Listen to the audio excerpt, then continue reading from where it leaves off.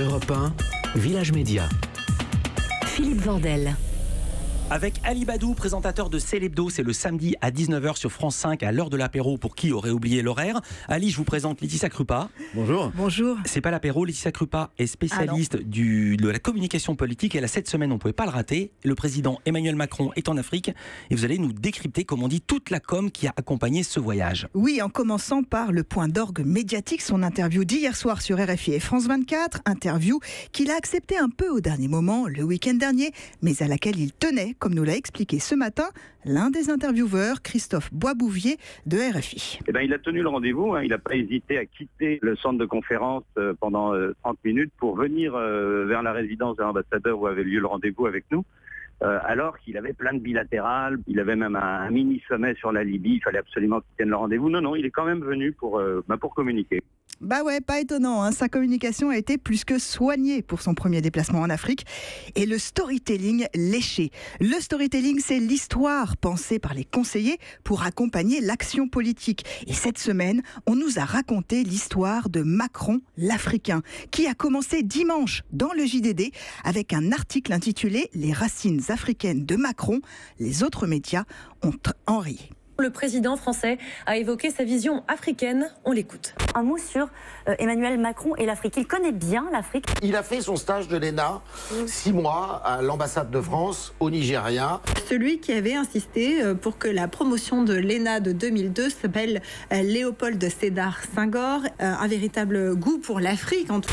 Et l'illustration parfaite de ce personnage qui a un véritable goût pour l'Afrique, on l'a entendu, et de son histoire, c'est la séquence Ouagadougou, le grand oral du président à l'université. Face à lui, 800 étudiants, ça donne une séquence de questions-réponses très animée, avec un passage qui a marqué. Une étudiante l'interpelle sur l'électricité. Écoutez. Mais moi, je ne veux pas m'occuper de l'électricité dans les universités au Burkina Faso. C'est le travail. C'est le travail du président. Du coup, il s'en va, reste là. Du coup, il est parti réparer la climatisation.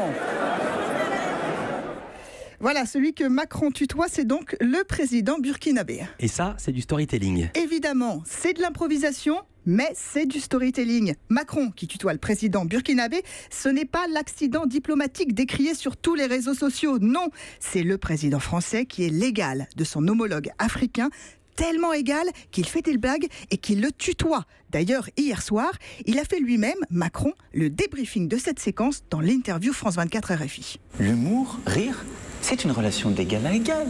C'est de dire qu'on peut plaisanter de soi et de l'autre.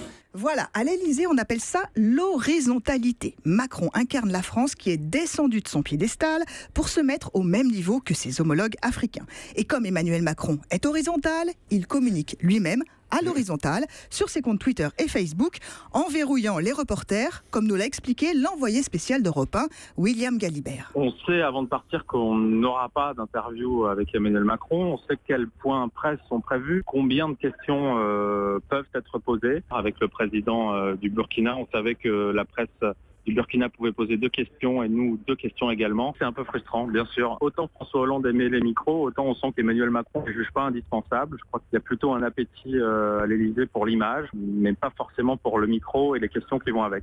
L'histoire de Macron l'Africain s'écrit aussi en Afrique anglophone. Dernière étape, c'est le Ghana aujourd'hui, avec une déambulation. C'est la terminologie de l'Élysée, laquelle est très importante pour ce voyage.